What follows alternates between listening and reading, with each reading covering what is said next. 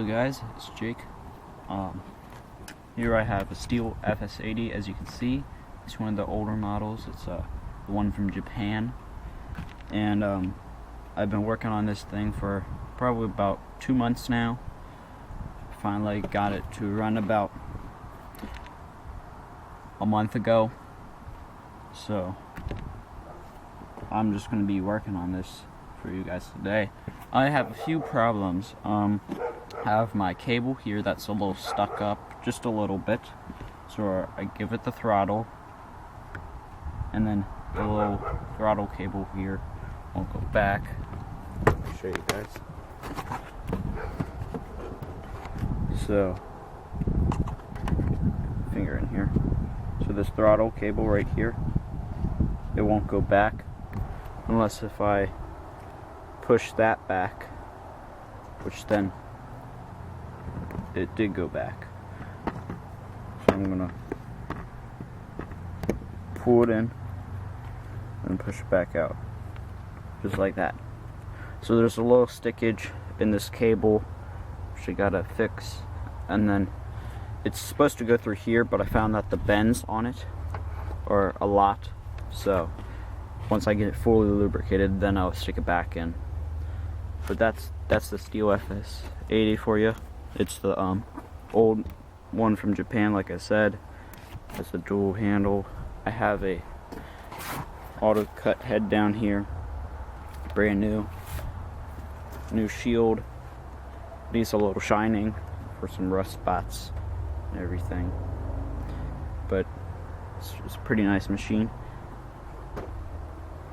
I replaced the piston rings on it. The PSI didn't go up on them, but at least they're brand new now.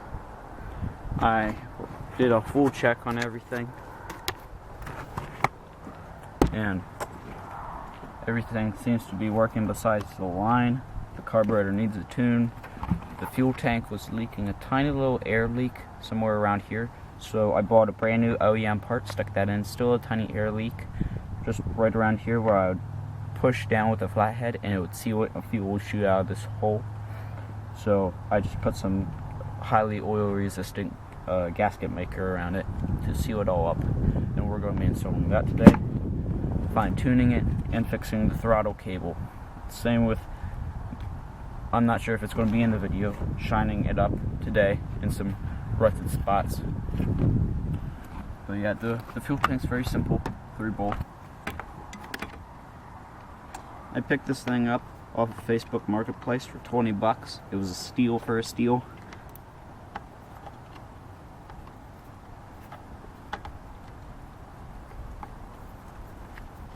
But yeah, I spent a lot of hours into this thing, cold nights, weekends, weekdays.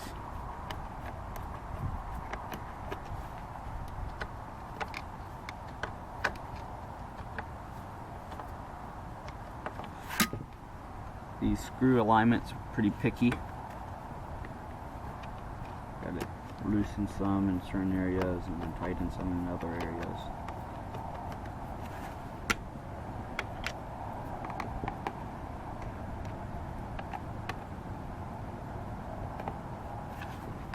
There we go.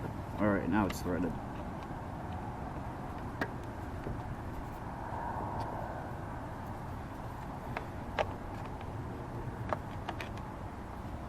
But yeah, the same guy that I bought the Stihl from, he said that he also found a Stihl chainsaw. He didn't say what type model it was, but he got it for free from an old lady that didn't want it anymore because her husband sadly died.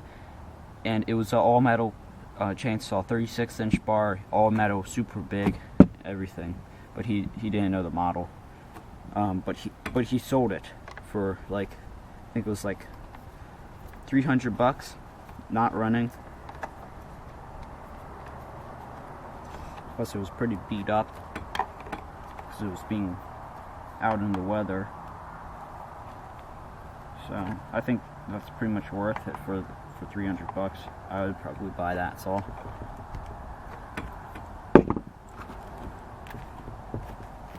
Fuel tanks installed.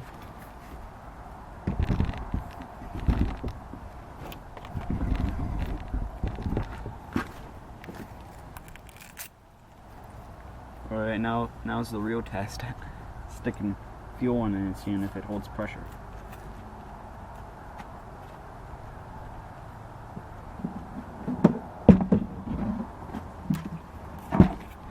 I'm just using a 50-to-1 mix. I mix it myself.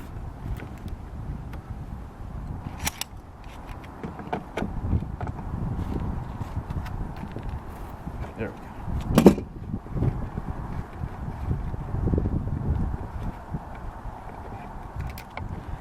Alright.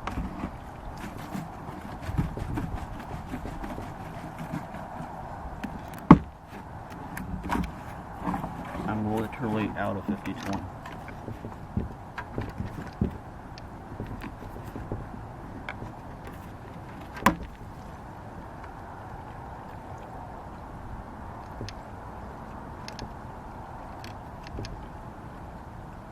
It's probably a third of a tank. Fuel that's in here. Maybe a little less, a fourth of the tank. But yeah, I'm completely out of 40-to-1 too. Alright. Not gonna try to start, but I'm gonna definitely pull the rope and see if it pressurizes and... Oh shoot! It just pressurized. The line just pressurized.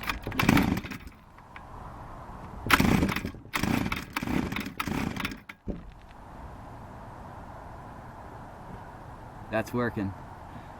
That's a pressurized line right there. Perfect. Okay. One thing down, and I don't know how many more to go.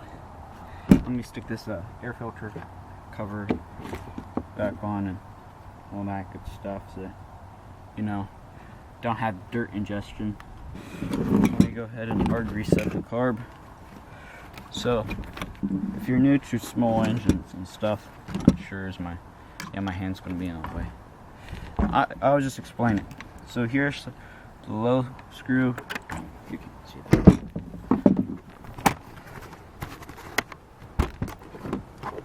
Okay. So there's 3 screws on every carburetor. The idle screw, which is right here, that has to do with this throttle cable, and then these two focus, please.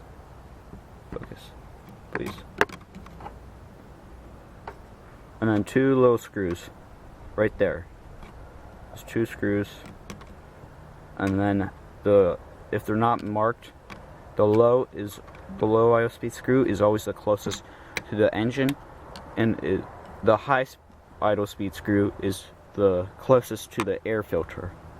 That's how you can remember them. So what you do is you turn them both in all the way till they're lightly seated, because if you crank them down, you can strip them and damage them. And then once you have them both lightly seated, turn them out a whole 1 turn and a quarter, and do that to both of them.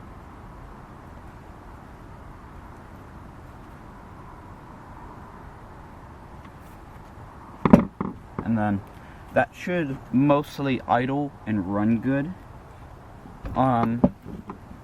And then tuning, I'm not going to explain. That can be a whole nother video, but I'm going to go ahead and tune it and have that joy of tuning it.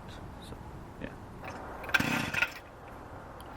So I'm just going to interrupt the video here because I've discovered this problem throughout the making of what I'm going to be doing. I've cut this video short because what I'm doing here is literally just going to be the repeat of what I'm going to be doing. So what's going to happen is the engine's going to start. It's going to do that. Now it's running. So I'm going to get it running. I'm going to let it warm up. But I got to turn down the idle speed screw so then I don't burn out the engine, because it's just a cold start. And it's a cold day, and everything's very cold, so I don't want to spoil the piston or put any extra wear on it. So I try to decrease the speed, and as I'm doing that, I finally get down a bit, but it's also pretty high. It's still going, and then it cuts out, and this is literally going to be the whole video, but I shortened it because it's literally slowing it down, or getting it tuned, slowing it down, and then it cuts out once I start lowering the idle a bit. So yeah, enjoy the rest of the video.